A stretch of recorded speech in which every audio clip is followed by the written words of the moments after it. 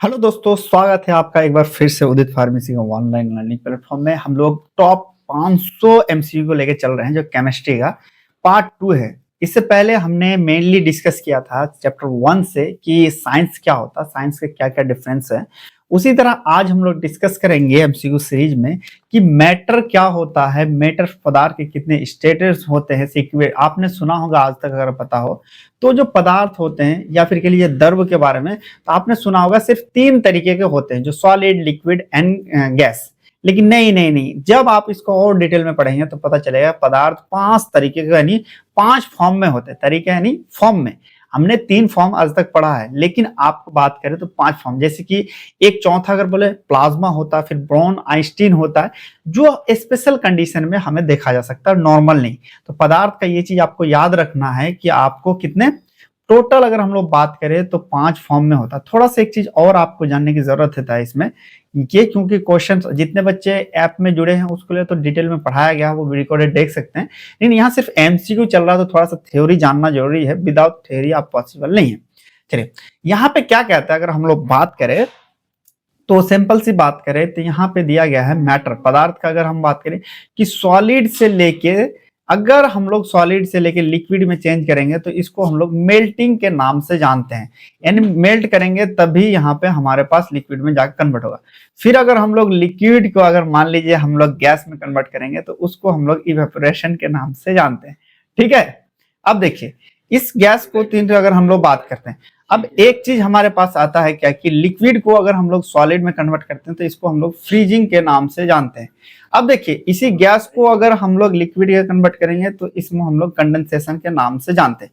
देखो एक चीज और प्रोसेस होता है, जो सॉलिड से डायरेक्ट गैस में चला जाता है उसको हम लोग सब्लिमेशन के नाम से जानते हैं। इसमें क्या है, आपको बीच का कोई फॉर्म नहीं होता, डायरेक्ट। जैसे कि आप वाटर में देख लो तो वाटर का क्या होता है कि अगर उसे हीट करोगे तो गैस में कन्वर्ट हो जाता है, अगर उसको ठंडा करोगे तो वो हमारे सॉलिड में कन्वर्ट हो जाता है। लेकिन कैम्फर अगर ले लो कपूर में, तो उसमें क्या है, अगर उसको छोड़ोगे या फिर फ्रेगनेंस जितने भी आता है वो धीरे धीरे क्या होता है कि पूरे रूम में चला जाता है। तो वो भी इसी तरह हम लोग क्या सॉलिड को अगर हीट करेंगे तो डायरेक्ट वो गैस बन के उड़ जाता है। चलिए इसी से हम लोग एमसीक्यू जानेंगे और देखेंगे क्या क्या पॉसिबल एमसीक्यू है। चलिए पहले हमारे पास आता है क्या पे क्वेश्चन पूछता है कि व्हाट डू मीन, मतलब कि व्हाट इज मैटर। मैटर का मतलब होता क्या है। मैटर के बारे में अगर हम लोग बात करें तो सबसे पहले मैटर में ये आता है कि कोई भी चीज जो कि आपके पास मास हो और स्पेस घेरता हो उसको हम लोग मैटर कहते हैं।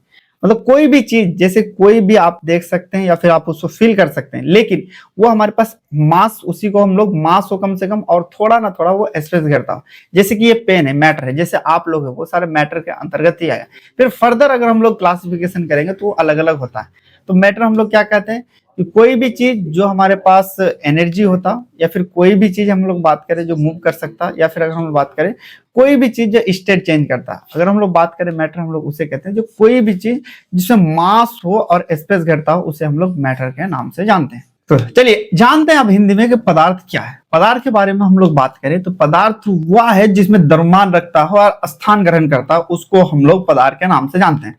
इसका राइट आंसर क्या होगा, पदार्थ आपको पता ही होगा कि देखो यहां से हम लोग बेसिक से क्वेश्चन लेके धीरे धीरे हार्ड की तरफ चलेंगे। ठीक है, चलो नेक्स्ट क्वेश्चन क्या कह रहा, which state of matter has a definite shape and volume. देखो हमने अगर स्टेट ऑफ मैटर पढ़े तो हम लोग 5 तरीके होते हैं स्टेट ऑफ मैटर, लेकिन हम लोग 3 तरीके पढ़ते हैं। एक होता हमारे पास सॉलिड।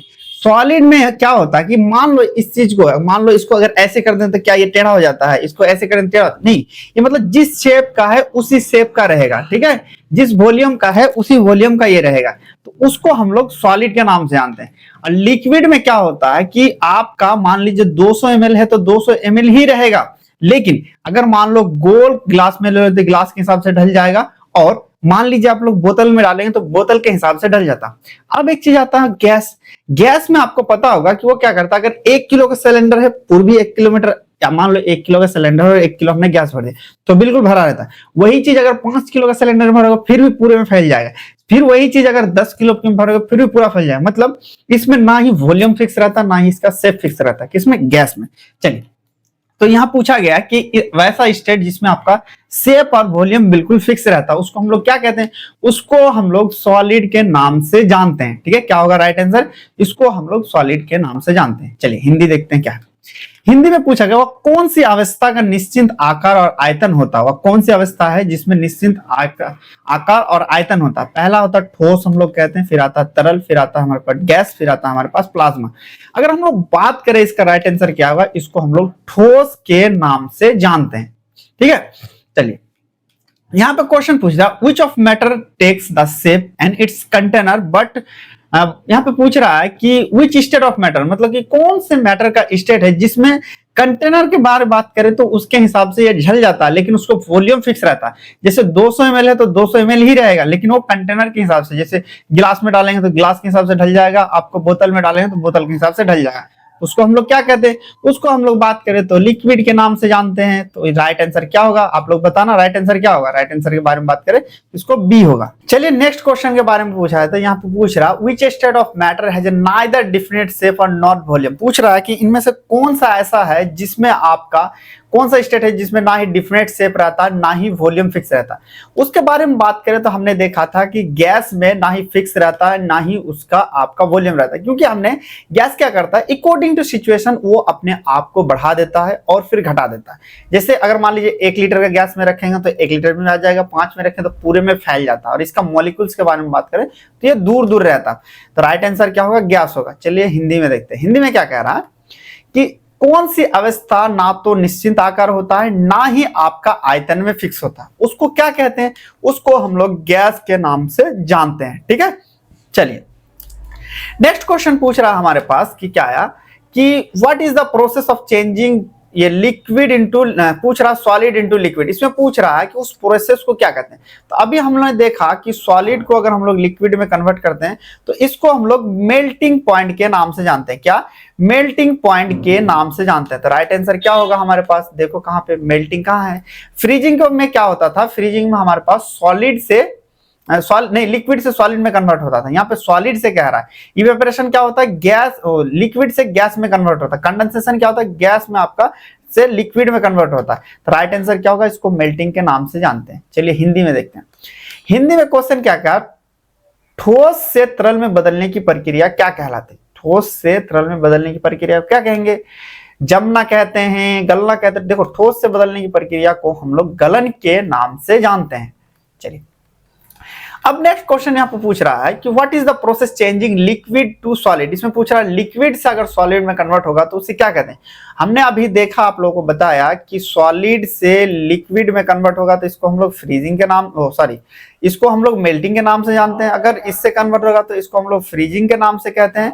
अब लिक्विड से अगर गैस में कन्वर्ट होता है तो इसको हम लोग क्या कहते हैं, इसको हम लोग इवेपोरेशन के नाम से जानते हैं। अगर गैस से लिक्विड में कन्वर्ट होता है तो इसको हम लोग कंडेंसेशन के नाम से जानते हैं। ये प्रोसेस याद रखना, इनमें से क्वेश्चन एक ना एक आएगा ही। तो यहाँ पे हमारे पास क्वेश्चन पूछा लिक्विड से सॉलिड में कन्वर्ट होना, यानी ये वाला प्रोसेस पूछ रहा था। इसको हम लोग क्या कहेंगे, इसको हम लोग फ्रीजिंग के नाम से जानते हैं। आई होप क्लियर होगा। चलिए हिंदी देखते हैं। हिंदी क्या कह रहा, तरल से ठोस में बदलने की प्रक्रिया क्या कहलाती? तरल से ठोस में बदलने की प्रक्रिया को हम लोग क्या कहते हैं? पहला है जमना कहते हैं, दूसरा हमारे पास कह रहा है कि इसको हम लोग गलन कहते हैं, तीसरा हमारे पास कहते हैं वाष्पीकरण कहते हैं, चौथा हमारे पास कहते हैं संघनन। बदलने की प्रक्रिया को बात में करें तो इसको हम लोग जमना के नाम से जानते हैं, नहीं उसे हम लोग जमना कहते हैं। चलिए नेक्स्ट क्वेश्चन पूछ रहा what is the process of changing liquid to gas. Liquid to gas में कन्वर्ट करने को क्या कहते हैं, यानी पूछ रहा है ये लिक्विड से हमारे पास जो गैस में कन्वर्ट होता था तो इस प्रोसेस को हम लोग क्या कहते हैं, इसको हम लोग इवेपोरेशन के नाम से जानते हैं। क्या? इवेपोरेशन के नाम से हम लोग जानते हैं। चलिए तो राइट आंसर क्या होगा इसके पास, फ्रीजिंग कहते हैं, मेल्टिंग कहते हैं या इवेपोरेशन। राइट आंसर के बारे में बात करें तो इसको हम लोग इवेपोरेशन के नाम से हम लोग जानते हैं। चलिए हिंदी में देखा तो क्या कह रहा है, तरल से गैस में बदलने की प्रक्रिया को क्या कहते हैं? तरल से गैस में बदलने की प्रक्रिया को क्या कहते हैं? जमना कहते हैं। तरल से गैस में बदलने को हम लोग वाष्पीकरण के नाम से जानते हैं। संघनन आता है हमारे पास, गलन कब हुआ हमने देख लिया, जमन कब होता है ये देख लिया, फ्रीजिंग कब हुआ। फ्रीजिंग किस कंडीशन में होता है? फ्रीजिंग के बारे में बात करें तो ये लिक्विड से हमारा सॉलिड में कन्वर्ट करता है। किसमें? सॉलिड में कन्वर्ट करता है। अब गलन के बारे में देखा तो ये सॉलिड से लिक्विड में कन्वर्ट करता है। अब इसमें देखा तो ये लिक्विड से हमारे किस में कन्वर्ट करता है, लिक्विड से हमारे पास गैस में कन्वर्ट करता है। संघनन के बारे में बात करें तो गैस से हमारे पास लिक्विड में कन्वर्ट करता है। ये हमारे पास याद रखना है। चलिए नेक्स्ट क्वेश्चन देखते हैं। नेक्स्ट क्वेश्चन पूछ रहा है what is the process of changing from gas to a liquid. पूछ रहा है कि प्रोसेस को क्या कहेंगे, गैस से लिक्विड में अगर कन्वर्ट होता है तो उस चीज को हम लोग क्या कहते हैं। पहला ऑप्शन दिया है कि फ्रीजिंग कहते हैं। देखो गैस टू लिक्विड में कन्वर्ट करने के लिए इसको हम लोग कंडेंसेशन के नाम से जानते हैं। इसको क्या कहते हैं, कंडेंसेशन के नाम से जानते हैं। चलिए हिंदी देखते हैं। क्या कह रहा कि गैस से तरल में बदलने की प्रक्रिया को क्या कहते हैं। गैस से तरल में बदलने की प्रक्रिया को हम लोग संघनन के नाम से जानते हैं। ये आपको याद रखना है। राइट आंसर क्या होगा, संघनन। चलिए नेक्स्ट क्वेश्चन पूछ रहा है the what is the process of changing a liquid into directly gas. अब बताते देखते हैं। अभी मैंने आपको बताया कि कैम्फर जैसे होता है वो डायरेक्ट। अब एक प्रोसेस देखा जाए तो सिंपल से एक चीज हम मान लेते हैं, आइस ले लेते हैं। आइस एक सॉलिड रहता है, इसको अगर मान लीजिए गर्म करेंगे तो ये हमारे लिक्विड में कन्वर्ट हो जाता है। लिक्विड से फिर हमारे पास गैस चला जाता है। एक प्रोसेस है नेचर का, लेकिन कुछ चीज एक्सेप्शन है। जैसे कि कैम्फर के बारे में बात करें, जिसे हम लोग कपूर कहते हैं, वो हमारे पास सॉलिड फॉर्म में होता है, लेकिन जहां हीट करेंगे लिक्विड में ना जाके डायरेक्ट गैस में चला जाता है। उसको हम लोग सब्लिमेशन के नाम से जानते हैं। राइट आंसर क्या होगा, इसको हम लोग सब्लिमेशन के नाम से जानते हैं। अब क्वेश्चन आता है डिपोजिशन क्या होता है। अगर गैस से डायरेक्ट सॉलिड में कन्वर्ट हो जाता है उसको हम लोग डिपोजिशन के नाम से जानते हैं। चलिए अब लास्ट क्वेश्चन यानी कह सकते हैं कि 9वां क्वेश्चन में देखें तो ठोस से सीधे गैस में बदलने की प्रक्रिया को क्या कहते हैं, उसको हम लोग सब्लिमेशन के नाम से जानते हैं। राइट आंसर क्या होगा हमारे पास सी। 10वां question, what is the process of changing from gas into directly solid.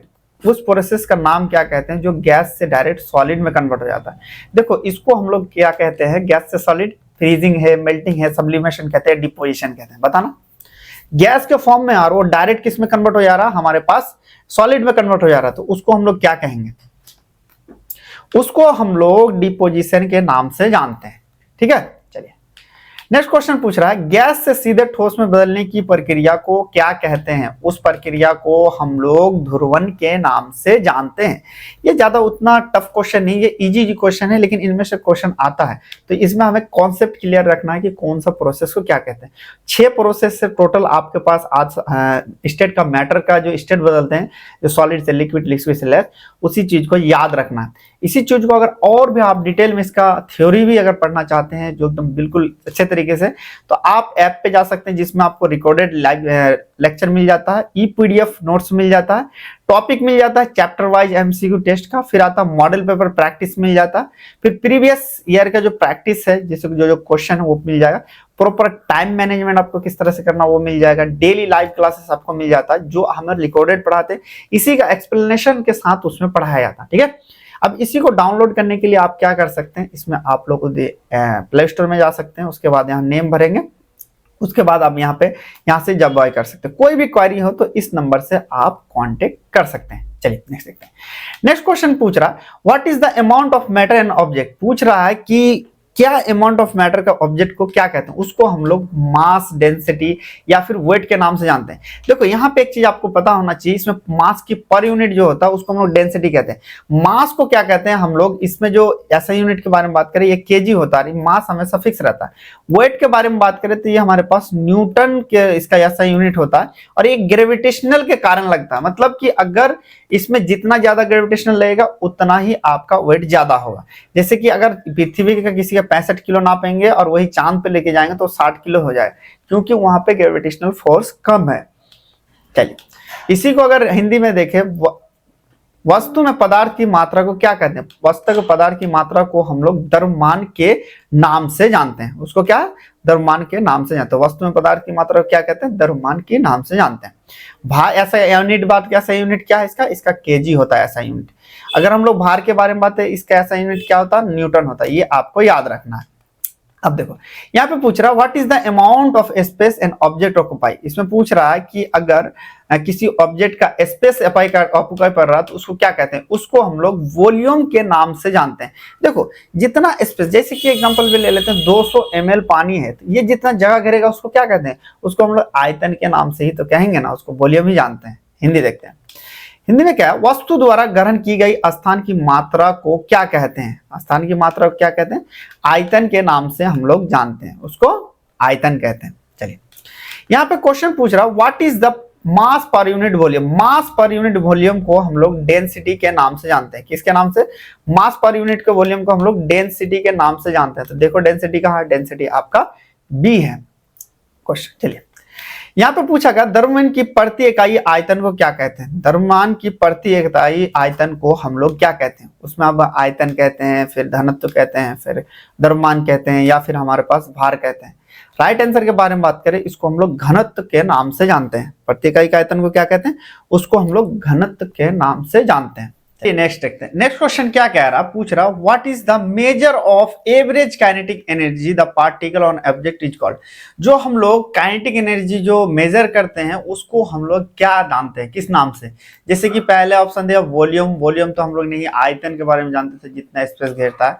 फिर पूछ रहा है डेंसिटी, तो ये पर यूनिट के बारे में बात करें तो मास तो हमें क्या पता था कि जो केजी कितना है वो बताता था हमें। अगर राइट बात करें तो ये हमारे पास टेम्परेचर कहलाता है। उस ऑब्जेक्ट में काइनेटिक एनर्जी जो है पार्टिकल्स को मेजर किससे? टेम्परेचर से पता चलता है। चलिए इसका हिंदी क्या कह रहा, वस्तु का कहने की औसत गतिज ऊर्जा का माप क्या कहलाता है? औसत गतिज ऊर्जा का माप के बारे में बात करें तो उसको हम आयतन कहते हैं, या घनत्व कहते हैं, या द्रव्यमान कहते हैं, या फिर तापमान कहते हैं।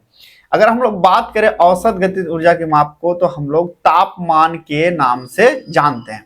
चलिए नेक्स्ट क्वेश्चन पूछ रहा हूं what is the building block of matter. Matter जो है बिल्डिंग ब्लॉक क्या है उसका? पहला है कि एटम, मतलब किस चीज से वो बना हुआ ये पूछ रहा। मैटर के बारे में बात करें तो हम आपको बता दें एटम और मॉलिक्यूल से बना हुआ है। एटम में फिर देखें तो इसमें क्या होता था? न्यूट्रॉन, प्रोटॉन और इलेक्ट्रॉन होता है। तो पहला है एटम और मॉलिक्यूल्स, दूसरा है प्रोटॉन न्यूट्रॉन है तो एटम में होता है, फिर न्यूट्रॉन, फिर न्यूट्रॉन और इलेक्ट्रॉन। अगर राइट आंसर के बारे में बात करें तो किससे बना होता? वो हमारा एटम और मॉलिक्यूल से बना होता है। चलिए नेक्स्ट देखते हैं। नेक्स्ट इसी का हिंदी के बारे में बात करें तो पदार्थ के निर्माण के लिए कौन से कण होते हैं? निर्माण के लिए कौन से कण होते हैं? पहला ऑप्शन दिया हुआ कि परमाणु और अणु, दूसरा ऑप्शन दिया प्रोटॉन और न्यूट्रॉन में, तीसरा ऑप्शन दिया इलेक्ट्रॉन और प्रोटॉन, फिर आता है हमारे पास न्यूट्रॉन। तो हमने परमाणु के बारे में बात करें कि पदार्थ किससे निर्माण होता है? परमाणु और अणुओं से ये हमारा निर्माण होता है। चलिए नेक्स्ट देखते हैं। नेक्स्ट क्वेश्चन क्या कह रहा है, पूछ रहा व्हाट इज, इसमें पूछ रहा व्हाट इज द स्टैंडर्ड ऐसा यूनिट ऑफ मास। ऐसा यूनिट मास के बारे में बात करें तो ये केजी होता था, और वेट का कितना होगा? वेट का हमने बात किया था ऐसा यूनिट वो न्यूटन होता है। इसमें अगर हम लोग बात करें तो कहाँ पे है? राइट आंसर क्या होगा? आपको किलोग्राम के नाम से जानते हैं जिसे हम लोग केजी कहते हैं। चलिए फिर इसी को हिंदी में देखें तो क्या कह रहा है, अंतरराष्ट्रीय इकाई प्रणाली जिसे हम लोग एसआई के नाम से जानते हैं, द्रव्यमान की मानक की इकाई को क्या कहते हैं? मानक के बारे में बात करें ग्राम है, फिर आता है किलोग्राम है, फिर हमारे पास पाउंड आता है, फिर हमारे पास ओस। राइट आंसर क्या है हमारे पास? किलोग्राम के नाम से जानते हैं। चलिए यहाँ पे क्वेश्चन पूछा गया what is the force exerted on object due to gravity is called. जब फोर्स को लगता था किसी भी ऑब्जेक्ट को ग्रेविटी के कारण, उसको हम लोग वेट के नाम से जानते थे, जिसको हम लोग भार कहते थे, और इसका ऐसा यूनिट क्या होगा? इसका न्यूटन होगा। देखो यहाँ पे किसको हम लोग मास में बारे में बात, और दूसरी बात अगर हम बात करें वेट क्या है? एक तरह का वेक्टर क्वांटिटी है जिसमें डायरेक्शन और क्या होगा? डायरेक्शन और मैग्नीट्यूड दोनों होगा, हमेशा नीचे होगा। तो राइट आंसर क्या कहते हैं? इसको हम लोग वेट के नाम से जानते हैं। अब हिंदी में देखें तो गुरुत्वाकर्षण के कारण वस्तु पर लगाया गया बल को क्या कहलाते हैं? गुरुत्वाकर्षण के कारण जो वस्तु पर बल लगाया जाता है उसको हम लोग किसके नाम से जानते हैं? उसको हम लोग भार के नाम से जानते हैं, और ये क्या है? वेक्टर क्वांटिटी होता है। अब देखते हैं आगे क्वेश्चन आएगा। देखिए यहाँ पे पूछ रहा what is the standard unit of weight in international system. International system में वेट का यूनिट क्या है? वेट का यूनिट के बारे में बात करें तो ये हमारे न्यूटन है, क्योंकि ये फोर्स लगता था। तो राइट क्या होगा? राइट के बारे में बात करें तो ये हमारे न्यूटन कहलाता। चलिए हिंदी देखते हैं। हिंदी में क्या कह रहा? अंतरराष्ट्रीय इकाई प्रणाली जिसे हम लोग एसआई मानक को हम लोग क्या कहते हैं? एसआई मानक के बारे में बात करें ग्राम है, किलोग्राम है, फिर हमारे पास न्यूटन है, फिर हमारे पास पाउंड है। तो क्या कहते हैं? इसको हम लोग न्यूटन के नाम से जानते हैं, यानी न्यूटन कहते हैं। चलिए नेक्स्ट क्वेश्चन कह रहा व्हाट इज द रिलेशनशिप, पूछ रहा है कि रिलेशनशिप क्या, मास और वेट में क्या रिलेशन है।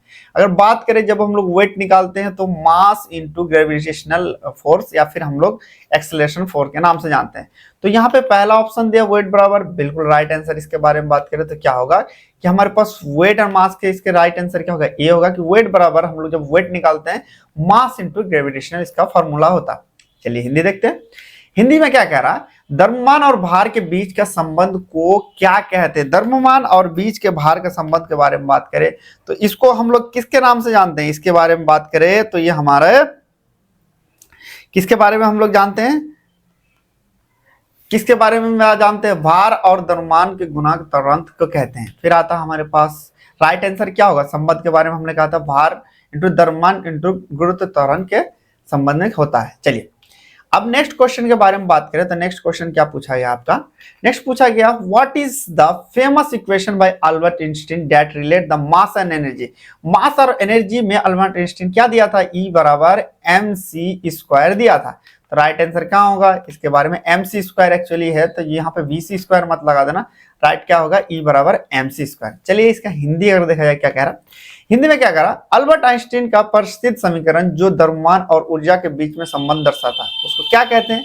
E बराबर mc²। तो राइट आंसर क्या होगा? E बराबर, यहाँ v² मत लगा देना, यहाँ पे mc² ही देख के आप लगाना। जितने भी हमने आपको MCQ बढ़ाया पार्ट 2 में, इसको और भी डिटेल में अगर आप मैटर के बारे में जानना चाहते हैं कि मैटर है क्या चीज और कितने तरह के होते हैं, जैसे आप लोगों को पता था कि 3 तरह के स्टेट ही होते हैं, नहीं इसका 5 तरह के स्टेट है, मैंने आपको बताया। इसी चीज को जानने के लिए आप प्ले स्टोर पे जाके उदित फार्मेसी सर्च मार सकते हैं, यहाँ पे ऐप आपको मिल जाएगा और नेम फिल करेंगे और यहाँ पे सबसे पहले आपको एंट्रेंस एग्जाम का वो मिल जाएगा, वहां से जाके आप दे सकते हैं। कोई भी क्वेरी हो तो इस नंबर से आप संपर्क करना चाहते हैं और इससे कोई रिलेटेड हो तो आप इसमें कर सकते हैं। मेरा इंस्टाग्राम आईडी है जिससे आप लोग कोई भी क्वेरी हो इससे रिलेटेड तो आप लोग मुझे मैसेज कर सकते हैं, भले ही लेट मिले लेकिन मिलेगा जरूर। चलिए दोस्तों फिर मिलते हैं नेक्स्ट लेक्चर में, तब तक के लिए बाय, टेक केयर।